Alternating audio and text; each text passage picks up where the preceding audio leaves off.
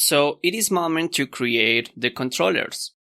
The controllers are basically the classes that can handle all the communication between the models and return the responses accordingly in the case of our RESTful API. During this class, we are going to create the basic structure of the main controllers of our RESTful API. In fact, our RESTful API is going to have a lot of additional controllers, but we are going to create during this specific class the structure of the controllers for the respective resources that we already created.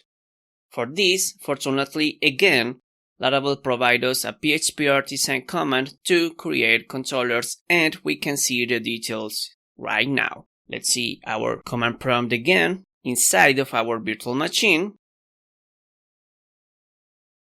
So we can see that it receives the name of the controller. And we have two main options. The first one is the model for that controller, and the second one is to specify if it is a resource controller. So for now, we are just going to use this option about if it is a resource controller. In fact, all of our controllers are resource controllers because we are handling resources in our RESTful API, of course. The model option is going to be used in future classes, but just after see the benefits of this. So for now, we just need to create resource controllers without specify any kind of model. Let's create 6 controllers in total for every one of our resources inside of a specific folder for every one. So let's do it.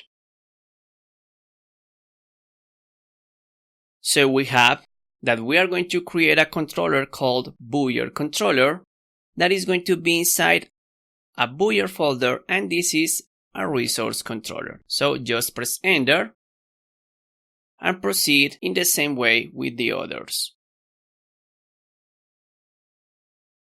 We have one for category,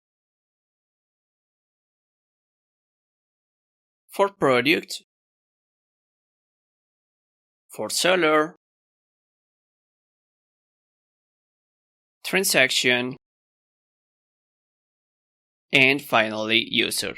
So now if we go to check the structure of our controllers, we can see that we have several folders with every controller inside. So if you check the structure of every one of those controllers, they have several methods already created for us. This is why those controllers are resource controllers, because they have some methods in order to interact with a specific resource, for example, to create, to update, to delete, or basically to show. Of course, we need to create many others controllers, but for now it is going to be enough to see how it is working properly in the next class after design and create the routes. So see you in the next class.